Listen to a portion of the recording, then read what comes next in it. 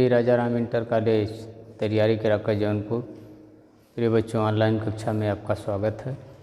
कक्षा 10 विषय हिंदी। तो हिंदी विषय में देखिए, आज हम लोग पढ़ेंगे सुमित्रानंदन पंत जी का चींटी शीर्षक का महत्वपूर्ण पद्यांश संख्या 2।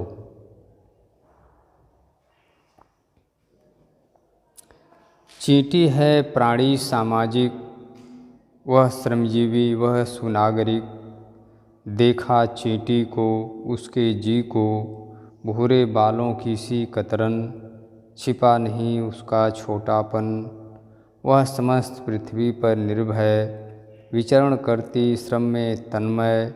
वह जीवन की चिन्हगी अक्षय, वह भी क्या देही है तिलसी। प्राणों की रिलमिल झिलमिल सी, दिन भर में वह मीलों चलती, अथक कार्य से कभी न टलती। यही है महत्वपूर्ण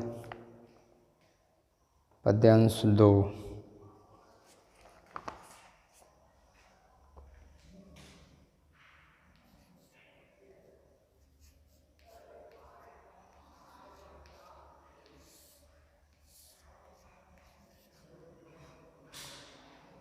चींटी है प्राणी सामाजिक,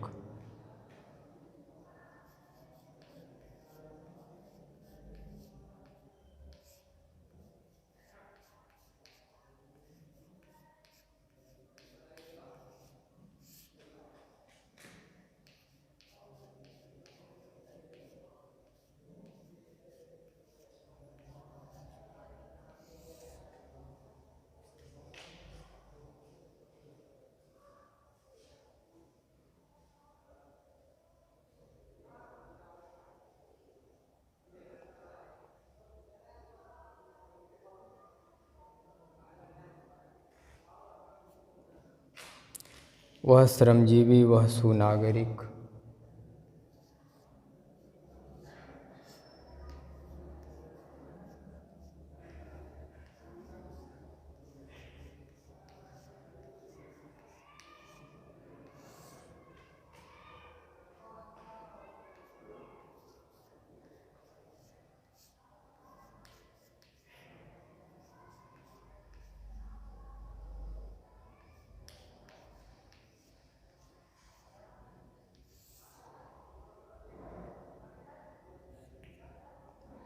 देखा चींटी को,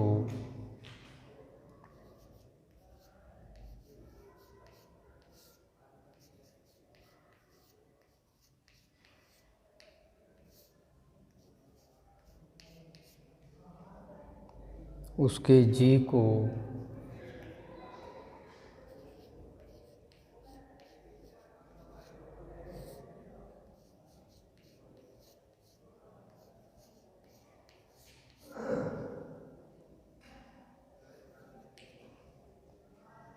भूरे बालों की सी कतरन।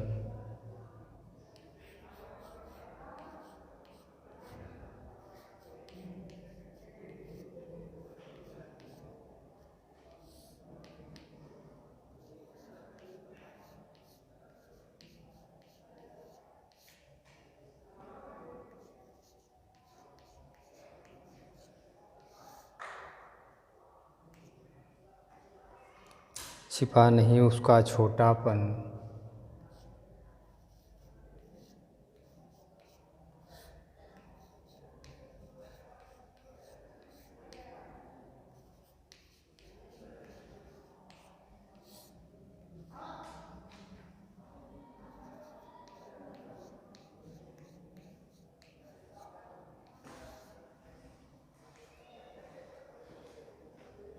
वह समस्त पृथ्वी पर निर्भय,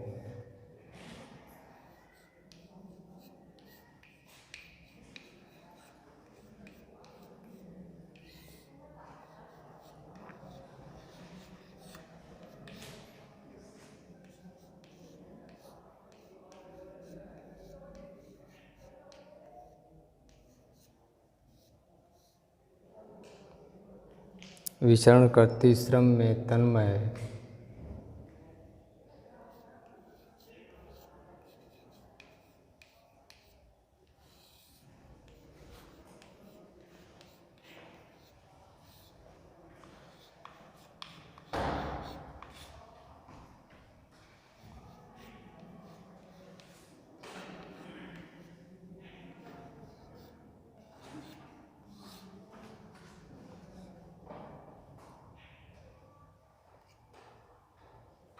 वह जीवन की जिंदगी अक्षय।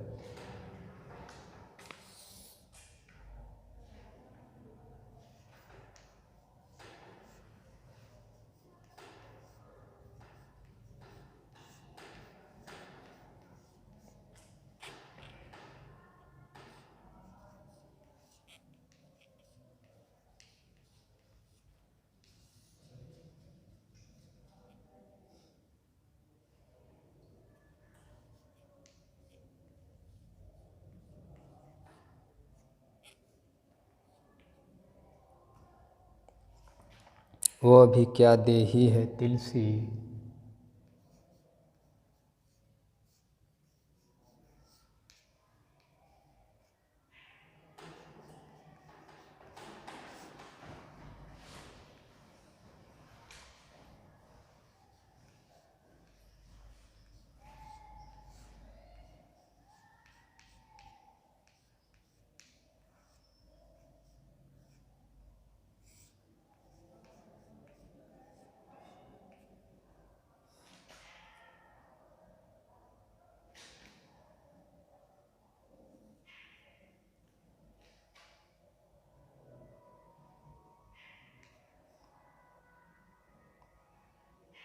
प्राणों की रिलमिल झिलमिल सी।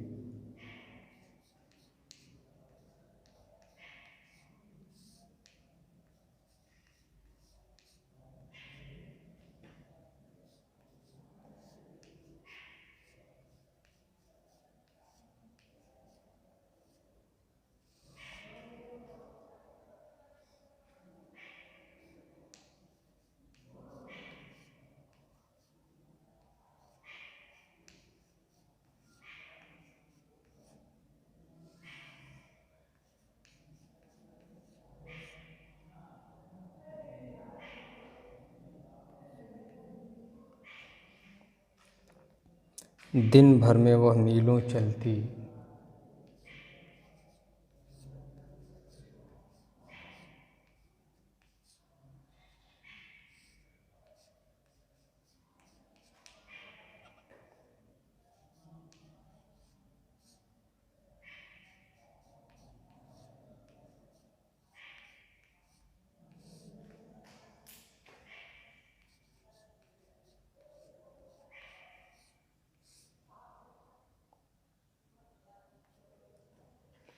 अथक कार्य से कभी न टलती।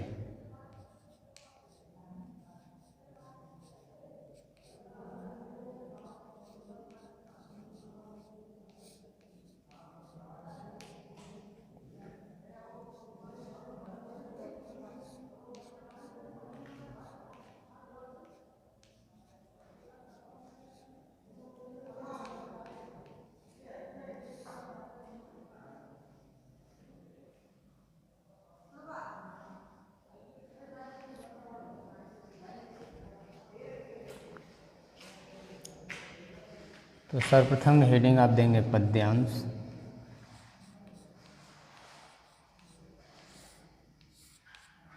शुरू का दो शब्द चींटी है।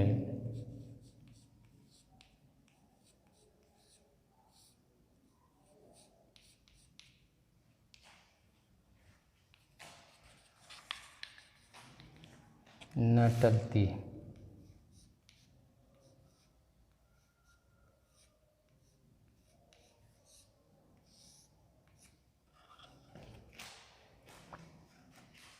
संदर्भ।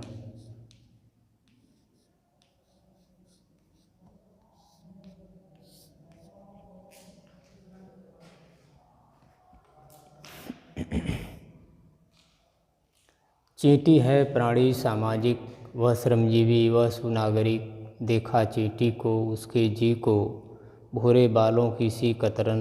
छिपा नहीं उसका छोटापन, वह समस्त पृथ्वी पर निर्भय। विचरण करती श्रम में तन्मय, वह जीवन की जिंदगी अक्षय।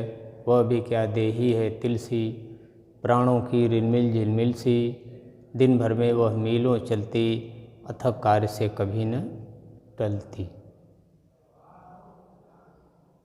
श्रमजीवी, अपने परिश्रम पर जीवन यापन करने वाली। सुनागरिक, सुंदर नागरिक। विचरण करना मतलब आना जाना, टहलना। चिन्हगी अक्षय, कभी नष्ट न होने वाली चिन्हगारी। तिल देही माने शरीर, तिल से माने तिल के समान।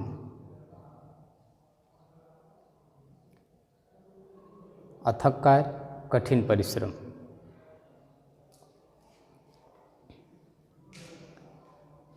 तो सर्वप्रथम हेडिंग आप देंगे पद्यांश। पद्यांश में शुरू का 2 शब्द डैश करके अंत का 2 शब्द लिखेंगे। फिर हेडिंग देंगे संदर्भ। संदर्भ ध्यान से सुनिए। प्रस्तुत पद्यांश हमारी पाठ्यपुस्तक हिंदी काव्यखंड के चींटी नामक शीर्षक से लिया गया है। इसके रचयिता छायावाद के आधार स्तंभ सुमित्रानंदन पंत जी हैं। संदर्भ एक बार फिर ध्यान से सुनिए। प्रस्तुत पद्यांश हमारी पाठ्यपुस्तक हिंदी काव्यखंड के चींटी नामक शीर्षक से लिया गया है। इसके रचयिता सुमित्रानंदन पंत जी हैं। फिर हेडिंग देंगे प्रसंग।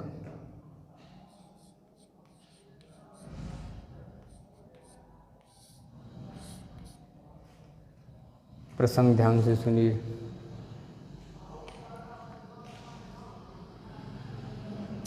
इस पद्य में चींटी के गुणों और उसकी क्रियाशीलता या परिश्रमशीलता का वर्णन किया गया है। प्रसंग में लिखेंगे कि इस पद्य में चींटी के गुणों और उसकी क्रियाशीलता का वर्णन किया गया है। प्रसंग के बाद हेडिंग देंगे व्याख्या।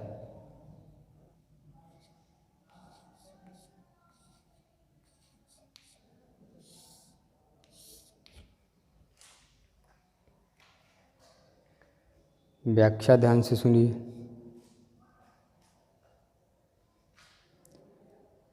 कवि कह रहा है कि चींटी एक सामाजिक प्राणी है। उसका अपना एक समाज होता है और उसी के साथ वह हिल मिलकर नियम पूर्वक रहती है। वह कठोर परिश्रमी जीव है और उसमें एक अच्छे नागरिक के सभी गुण विद्यमान हैं। आपने चींटी को ध्यान से देखा होगा। वह अत्यधिक लघु प्राणी है, अर्थात छोटा सा जीव है, परंतु उसका हृदय एवं आत्मबल अत्यंत विशाल है। चींटियों की पंक्ति भूरे बालों की कतरन के समान दिखाई देती है। उसकी लघुता को यानी उसके छोटेपन को सभी लोग जानते हैं, लेकिन उसके हृदय में असीम साहस है। लेकिन उसके हृदय में असीम साहस भरा है। वह सारी पृथ्वी पर जहाँ भी चाहती है निर्भय होकर विचरण करती है। उसे किसी भी स्थान पर घूमने में भय नहीं लगता है। वह लगातार अपने परिश्रम से भोजन एकत्र करने के काम में लगी रहती है। चींटी श्रम की साकार मूर्ति है। वह जीवन की कभी नष्ट न होने वाली चिंगारी है। चींटी एक अति लघु प्राणी है, परंतु उसमें जीवन की संपूर्ण ज्योति जगमगाती है। उसका शरीर बड़ा नहीं है, बल्कि तिल के समान अत्यंत छोटा ही है। इतनी छोटी होते हुए भी चींटी शक्ति से भरी हुई होती है। चींटी शक्ति से भरी हुई इधर उधर घूमती रहती है, दिन भर में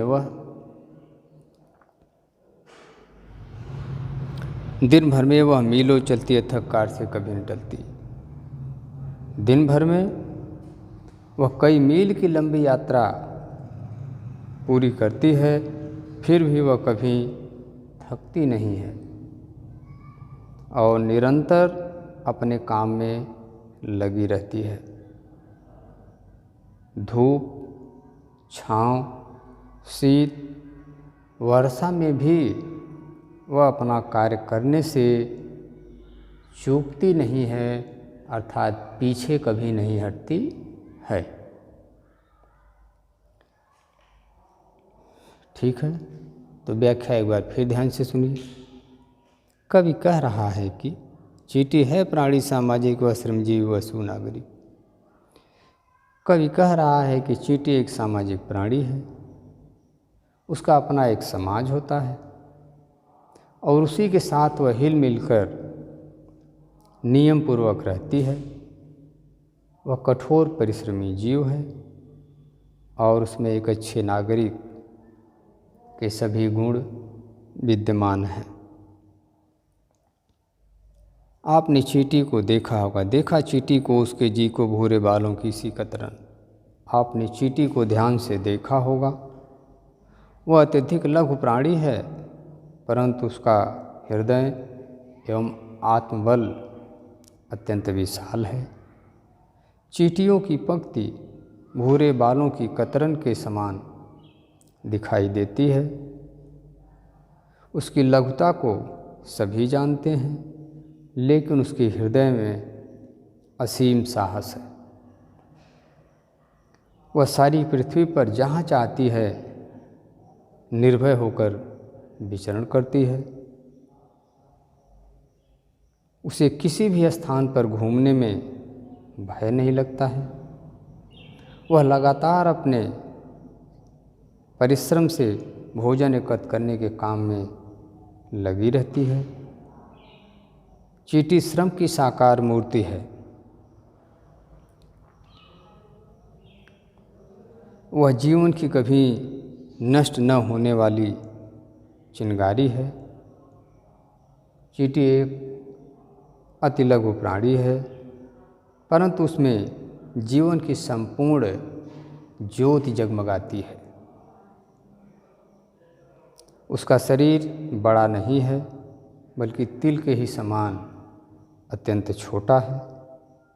इतनी छोटी होते हुए भी चींटी शक्ति से भरी हुई इधर उधर हमेशा घूमती रहती है। दिन भर में वह कई मील की लंबी यात्रा पूरी करती है, फिर भी वह कभी थकती नहीं है और निरंतर अपने काम में लगी रहती है। धूप, छाँव, शीत, वर्षा में भी वह अपना कार्य करने से कभी पीछे नहीं हटती है। ठीक है, अब इसके बाद आप हेडिंग देंगे काव्यगत सौंदर्य।